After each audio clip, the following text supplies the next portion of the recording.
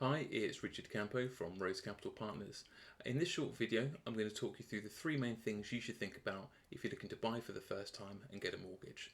Now, the first is probably going to be, how much can I borrow? And the answer is, it depends. Largely, it's driven by your income, but also your outgoings are factored in, and banks do deal with that differently. But once you put those two things together, it's called your affordability, and then we can work out how much a bank will lend you. But to give you some broad figures to run to, pretty much every bank will offer you 4.5 times your income.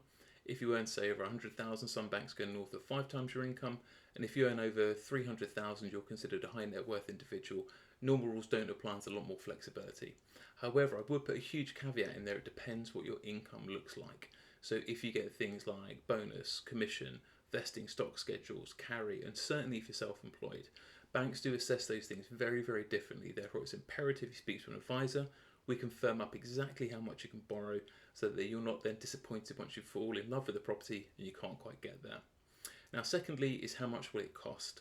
Now, again, that breaks down into two parts. Firstly is the deposit, because the bigger the deposit, the lower the interest rate. Generally, you can get away with a 5% deposit or sometimes less. And the larger deposit you can put down is 40%, because after that point, you get the lowest pricing and it doesn't matter anymore. So the bigger the deposit, the lower the rate. Second to that then will be what we call the structure of the loan. So do you want to go for a fixed rate, a variable rate? How long do you want that product for? Then we look at how you're going to pay the loan back. So is it repayment, interest only, or a combination of the two? Now, as you see, there's lots of options around that again. So what we'll do is tailor a package based on how much you're willing to spend each month, and that also can have an impact about how much you want to borrow also. And then lastly, what fees are payable? Now, as a first-time buyer, you generally get some sort of stamp duty relief, and this does change in time. So I'd always recommend you go on a stamp duty calculator. You can find them online fairly easily, just to figure out exactly how much you're liable for. There'll be some solicitor's fees. These vary. You can do a very cheap online option for a few £100s. You can get a more bespoke option for a few thousand. It's really your choice.